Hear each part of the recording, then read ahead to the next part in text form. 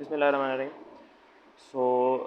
A 65 years old man comes to the clinic due to the periodic substernal chest pain over the last 6 months, and the pain episode occurred during the strong emotion, lasts for 10 to 15 minutes and resolves spontaneously. The patient has a long history of hypertension and diabetes mellitus type 2.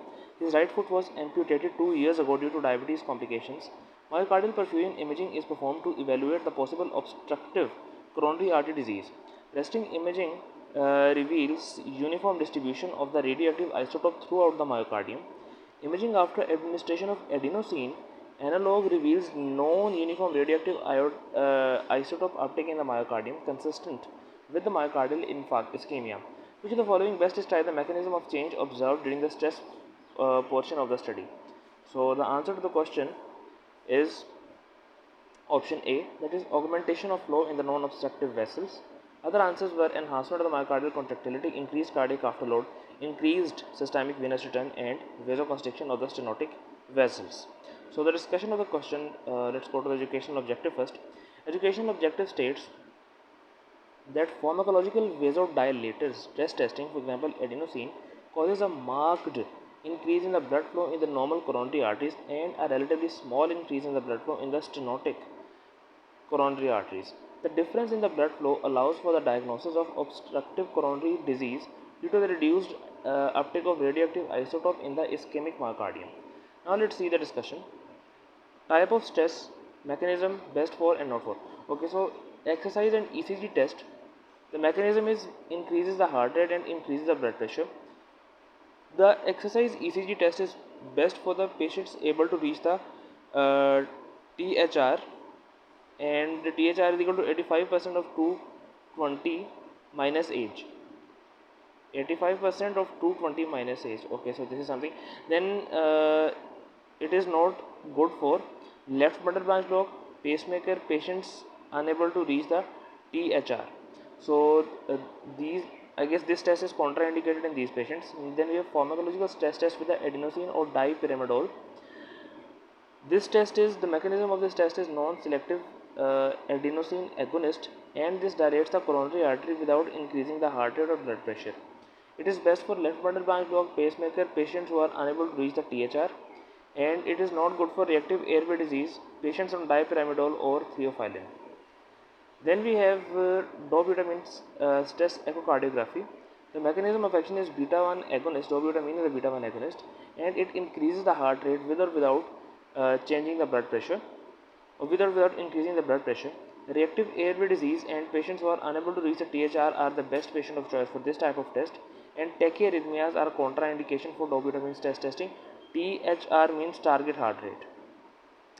Then we have the discussion that states the patient's clinical presentation, recurrent substernal chest pain elicited by strong emotion and resolving after several minutes is suggestive of the stable angina. Pharmacologic stress testing allows the evaluation of the obstructive coronary disease (CAD) in the patients who are unable to perform adequate exercise, for example due to amputation or severe osteoarthritis. This patient's coronary artery vasodilator stress test, for example adenosine dipyramidol, reveals myocardial ischemia consistent with the obstructive coronary artery disease. Adenosine and its synthetic analog, for example the regadenosone and adenosone, stimulate the adenosine A2A receptors on the vascular smooth muscle cells, causing the coronary vasodilation and increased myocardial blood flow. There is several-fold augmentation of the blood flow in the non-obstructed coronary arteries. Blood flow is increased in the stenosed coronary arteries as well, but to a much lesser extent. Okay, the relative blood flow difference is magnified from rest, causing a detectable reduction in the radioactive isotope uptake by the myocardial cell in the area supplied by a stenotic coronary artery. Appears as an ischemic defect on the myocardial perfusion imaging. The choice B, that was about enhancement of the myocardial contractility. So, an increase in the heart rate or myocardial contractility leads to an increase in the myocardial oxygen demand and is the underlying physiologic basis for the exercise stress testing and dobutamine beta 1 receptor agonist stress testing. Dobutamine stress testing is typically used in the patients who require the pharmacological stress testing but have contraindications to vasodilator stress, for example hypotension or maybe obstructive lung disease. Choice C and D, that was increased cardiac afterload and increased systemic venous return. So the choice C and D, both increased afterload and increased systemic venous return create increased left ventricular wall tension and increased myocardial oxygen demand. In the patient with a coronary artery disease, the resulting coronary vasodilation will lead to a greater increase in the blood flow in normal coronary arteries compared to the stenosed coronary arteries, similar to the pharmacological vasodilator stress test. However, diagnostic stress testing for the coronary artery disease does not make use of these physiologic mechanisms. And the choice E, vasoconstriction of the stenotic vessel. So the diseased stenotic coronary artery do not constrict during the pharmacological vasodilator stress test, but instead dilate to a lesser degree than the normal coronary arteries. The next question is a 65 years old woman is brought to the emergency department due to altered mental status. Her family notes that she awoke in the morning with a headache and became progressively incoherent over the course of the day. The day before, she had nausea and vomited several times during the day. 3 weeks ago, the patient was diagnosed with a depression and started on sertraline. Her only other medical problem is rheumatoid arthritis, which was diagnosed a year ago and is well controlled with the adalimumab. She takes no other medication, supplements, or herbs. She is afebrile. Blood pressure is 110 by 70 millimeters of mercury. Blood pressure is 110 by 70 millimeters of mercury without an orthostatic drop. Pulse is 75 per minute and respirations are 15 per minute. She is disoriented and irritable. Neck is supple. Neurologic examination is otherwise unremarkable and there is no papilledema. Mucous membranes are moist. There is no jugular venous distension. Lungs are clear to auscultation.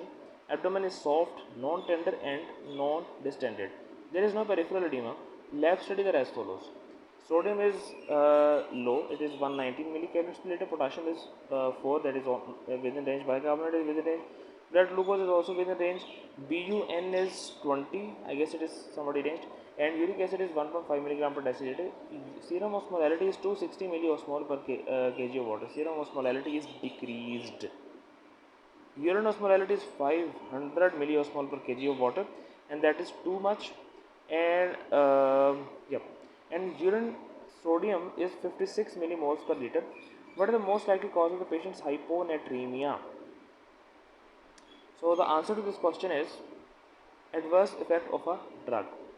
The educational objective of this question is stating the syndrome of inappropriate ADH hormone secretion, that is also called as SIAD, is characterized by the hypotonic hyponatremia with euvolemia, low serum osmolality less than 275 milliosmol per kg, high urine osmolality that is more than 100 milliosmol per kg, and elevated urine sodium concentration that is more than 40 millicavalients per liter strongly suggest the diagnosis. Then if we go to the discussion, so syndrome of inappropriate antidiuretic hormone production, the etiologies: CNS disturbance, for example stroke, hemorrhage or trauma, medications like carbamazepine, SSRIs or NSAIDs. Then we have lung disease, for example pneumonia, and ectopic AD secretion, for example small cell lung cancer, and pain and or nausea. The next clinical features are mild to moderate hyponatremia, nausea and forgetfulness, severe hyponatremia, seizures, coma, euvolemia, for example moist mucous membranes, no edema and no jugular venous distension. Lab findings include hyponatremia, serum osmolality of less than 275 milliosmol per kg of water, that is hypotonic serum, and urine osmolality will be more than 100 milliosmol per kg, that is urine will be hypertonic, and urine sodium will be more than 40 milliequivalents per liter. Management is fluid restriction with or without salt tablets, and hypertonic 3% saline for the severe hyponatremia. The patient has symptomatic hypotonia, serum osmolality of less than 275 milliosmol per kg of water, hyponatremia due to the syndrome of inappropriate ADH secretion. Normally the kidneys are able to excrete free water at a sufficient rate to prevent the blood hypotonicity.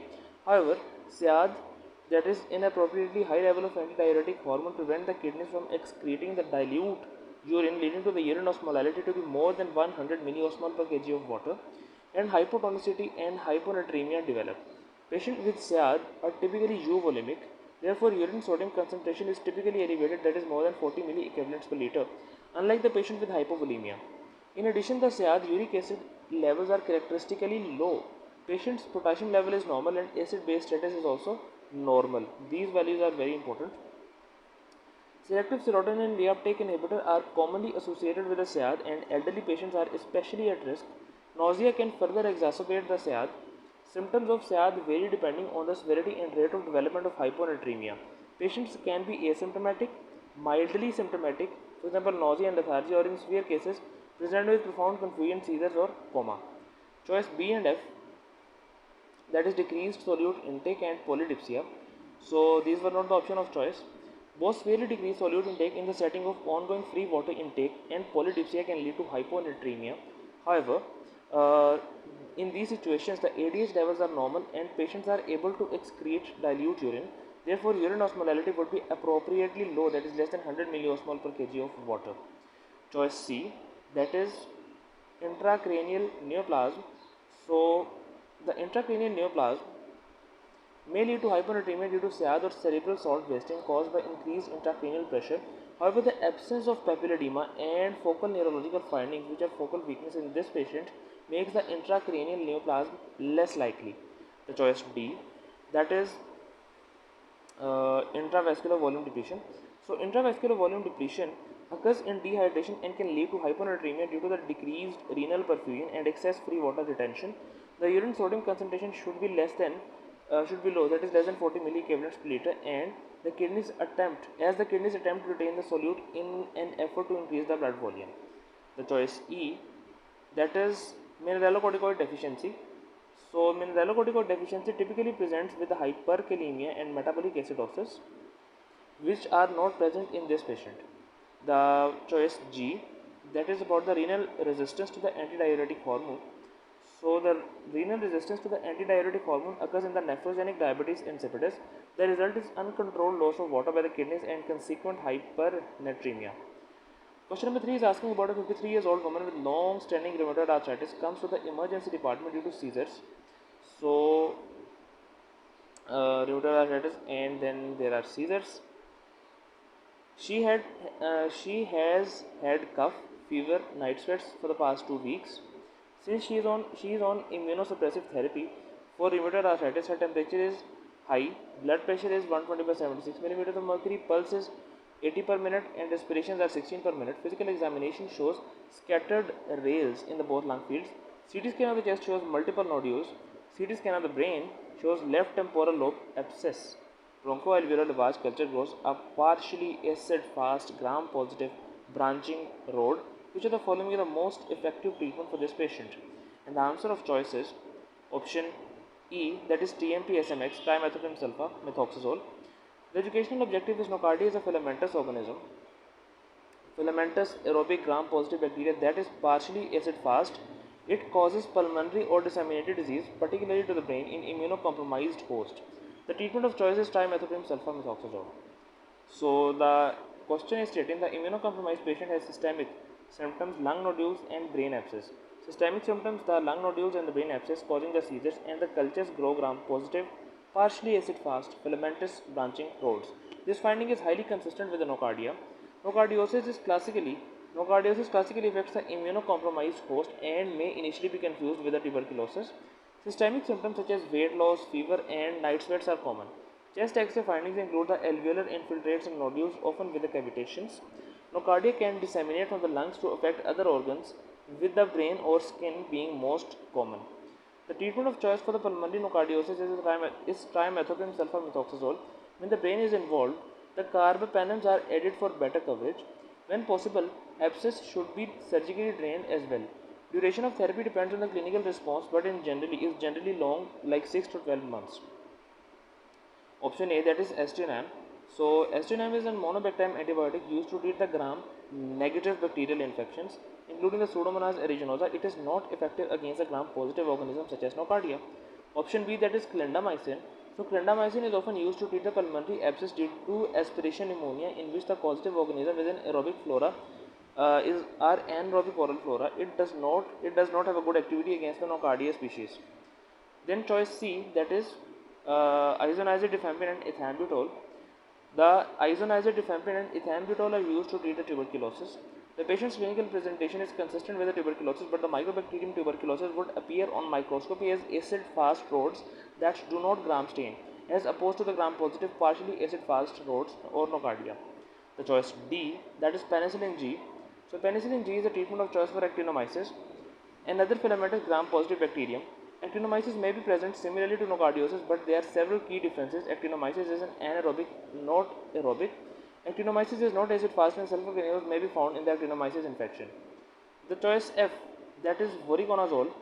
So the voriconazole would be the treatment of choice for aspergillosis and other common cause of pulmonary abscess in the immunocompromised host. Antifungal agents have no activity against the nocardia. The next question is about a 57 years old woman who comes to the emergency department. A 57 years old woman comes to the emergency department experiencing severe lower back pain. The pain begins 4 weeks ago and is getting progressively worse. At night, the pain has become so severe that it awakens her from sleep. The patient has tried over-the-counter ibuprofen with no relief of symptoms. She also reports feeling more tired than usual, but says it is probably because my kids are home. It is probably because my kids are home for the holidays and are keeping me busy. The patient has a history of breast cancer and that has been in remission for 2 years. Her physical examination is significant for weakness and numbness of the left lower limb. Radiographic findings are consistent with a metastatic lesion in the spine. Which of the following is the most appropriate next statement in initiating the conversation with the patient? And the answer is option E. What is your understanding about what might be causing your back pain? So the educational objective is when delivering the potentially bad news, a physician should first assess the patient's comprehension, fears, and desire for the information to deliver the news in an empathetic way yet comprehensible manner. So the explanation is breaking the bad news is one of the most difficult situations a physician will encounter. A sensitive patient-centered approach that is responsive to the patient's need is preferred rather than expressing excessive sympathy or prematurely suggesting the treatment options. An important first step is to find out how much the patient already knows, what the patient believes about his or her condition. This patient has a previous diagnosis of breast cancer, but to what extent she has been informed or understand her risk for metastatic disease is unclear. First, listening to how the patient discusses her condition and fears will help the physician phrase the information accordingly. Physician can then communicate his or her suspicions and concerns in an empathetic manner using the language that is understandable to the patient, considering any religious or cultural issues and adjusting the level of detail according to how much the patient wants to know. Let the patient ask questions, but do not overload him or her with too much information. Information uh, may need to be repeated after the emotion of the situation has been absorbed. Although each situation is different and the physician response should be guided by the patient, a protocol such as spikes can be used for general guidance. Spikes protocol is, I guess it is written somewhere in the book. So choice A, that is, have you considered the possibility that your pain is due to metastatic disease? So immediately stating the likely diagnosis without any preparation or assessment of this patient's perception is not an optimal way to begin the discussion. Using simpler vocabulary rather than medical terms such as metastatic disease may also be preferable. Choice B, that is, have you considered whether or not you want to know the cause of your condition? Physician should generally determine how much the patient wants to know, however. Beginning the discussion this way suggests the bad news and would likely raise the patient's anxiety level, especially if she has not considered metastasis as a possibility. Choice C. I'm sorry, but the examination suggests that the cancer may have returned. I can imagine this is a devastating news. This approach delivers the news abruptly and then expresses excessive sympathy without allowing the patient to express her own emotions. This approach can endanger hopelessness and hinder the appropriate information exchange. And the choice D, that was, I'm sorry to tell that the cancer has possibly spread, but we can treat you aggressively with radiation and chemotherapy. Stating that the patient likely has a cancer in her back and then jumping straight to the treatment option is insensitive and premature. The physician should pause after delivering the bad news and allow the patient to express emotions and ask questions. So we'll keep this session till here and we'll continue with the question number 5 in the next session. Until then, Allah Hafiz, fi Manila, and take care.